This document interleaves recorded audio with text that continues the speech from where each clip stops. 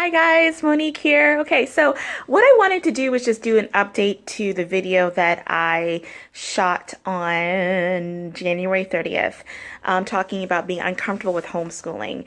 I wanted to do an update because some of you guys gave such amazing comments and they were so super encouraging and uplifting, and some of them are actually quite funny. And I wanted to just kind of respond to some of those and then do an update on what our schedule is going to look like for next week. Um, and just kind of where my mindset is. Mocha Mommy 7 made a comment and saying that she feels that Riley could be burnt out. And it looks like I may be burnt out as well. And I, kind of looked at that comment and I was just kind of like, rejecting being burnt out. But then as I kind of looked closer, I thought, you know what, maybe she's right. I guess, I'm just a first time homeschooling chick and I'm trying to just do everything that I possibly can right. So with all of that, I do feel like I've been experiencing some symptoms of feeling burnt out. And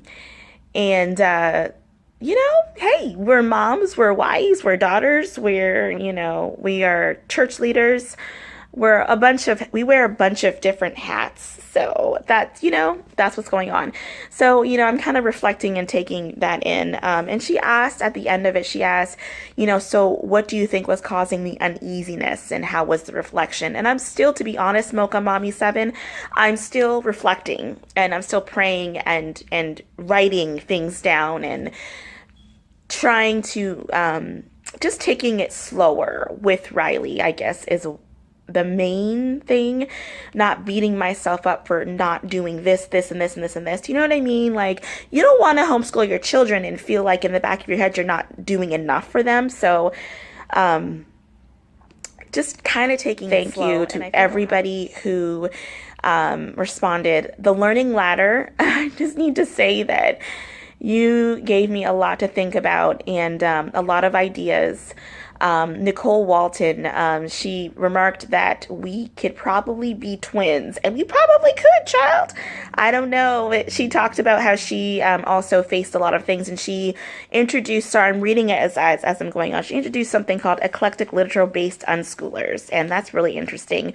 Please read the comments below on that video so that you can see what I'm talking about. What else? Maria A. Also gave a great comment. The Walducks. I was laughing so hard because she explained how her daughter also basically just hated the book, and her daughter would have complete meltdowns about it. And I just thought that was interesting. I'm sorry about the glare. That must be really annoying.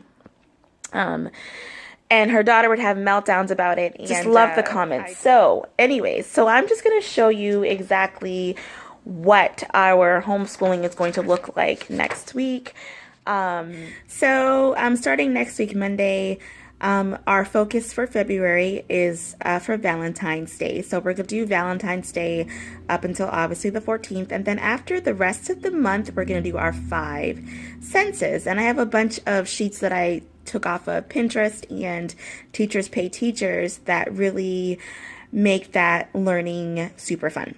So for our devotions, the difference here is that we're going to pray and just read the scripture. In the past, I have had her write the scripture, and I'll explain why I'm not having her write the scripture a little bit later. But we're just praying and reading those particular scriptures, and they're actually having to do with love. So I'm going to try to focus for the next couple weeks up until Valentine's Day on all the scriptures having to focus on love. Language arts. Now, as you see, it's kind of a different order.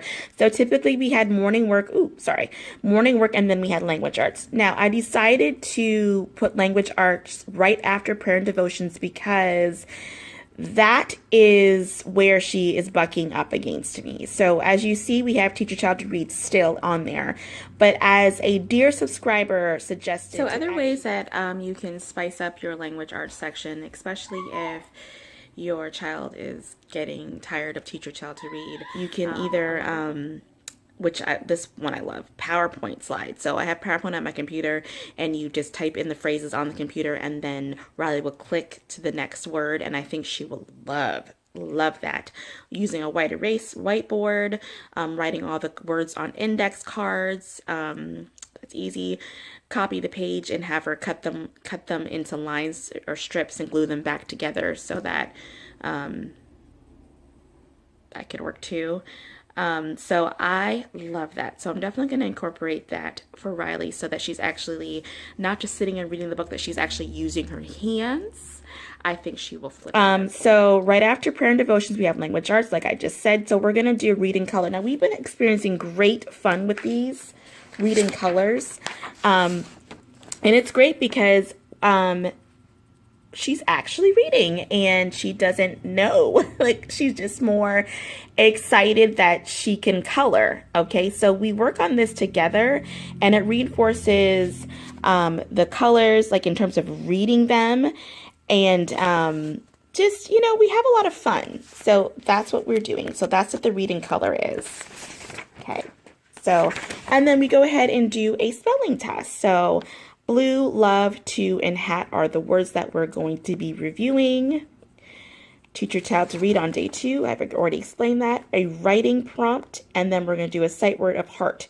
So as usual, like I said, our focus is Valentine's Day and the 5 senses. So of course we're going to do a lot of our things are going to be focused around hearts, love, red, pink, and all that good stuff. And then we're going to end the week on Teach Your Child to Read, okay? So that is going to be our language arts portion. Again, the biggest change is having it come right after devotions, so that she has all of her focus and energy on that part. And just kind of taking it slow and photocopying the sheets, and not necessarily using the book out of Teach Your Child. We're just going to try to take the stuff, extract the information, and have her still learn. Then we're going to go right into our morning work, and our question of the week will be, what do you know about Valentine's Day? So to be honest, we've been talking about Valentine's Day for the past couple days, because I want her to really know about the holiday and to get used to it. Okay. Math, we're going to just do a quick cookie word problem, and I don't have the word sheet with me. Again, if you really want to see it, please let me know in the comments below. But again, I got them off of Teachers Pay Teachers, okay? A Math Made Easy, page 16. Another cookie word problem, but again, we're doing subtraction. So we're doing addition, and then we're doing subtraction next. And then another Math Made Easy, page 17. For art and science, we're doing no science this week. We're going to just go ahead and do a lot more of just free play. Play-Doh and paint, free play and crafts, a heart craft, which I've already spotted off of Pinterest, and then another free play and crafts. So deeply encouraged that my daughter, our children, as we homeschool them, are learning all the time. And it's funny because during our session last week when we did our joke book, one of the jokes were, and just wait, you'll laugh. The joke was, why do bees have sticky hair? And the answer is because they use honeycombs. And I was laughing so hard at that. And she said, well, what's a honeycomb? And then we went ahead and went online and looked at what honeycombs were and how honey is made. And I thought, what a teachable moment that is, that kind of went off the path of what we were doing that day. However, it still was very enriched, and it was still learning, and her interest was piqued, and that's the point of it, that you kind of follow her path in terms of what she wants to know and what she thinks it's fun. I've kind of let go the reins a lot. I felt like in the last couple of weeks, as soon as she started bucking up against those Teach Your Child to Read lessons, I started to pull back on my reins, and I just said, okay, I let go. And we still do schooling Monday through Thursday, more relaxed about it, and in terms of what she's going to learn and what she's got to learn and when she's going to do it, and checking off those boxes. And someone else made a comment about how I'm a box checker and so are they. And yes, I am. I am a proud box checker. I love to check off those boxes on lists. I love to make lists and check them off. That's why I love things like this, because it's a list, y'all. Okay? But again, this is just more to me suggestions, a guide, ideas, editable list. It's definitely not concrete, but it just gives me an idea of where we're going that week and what the possibilities are, but at least I'm not chained to it and I don't feel guilty if I don't get through every single thing. Does that make any sense? So I loved the discussion we had last time. Let's keep it going. I want to know again, what you're thinking, what your scheduling is, and let's keep it going, guys. Okay. I'll talk to you guys later. Have a happy weekend. Bye.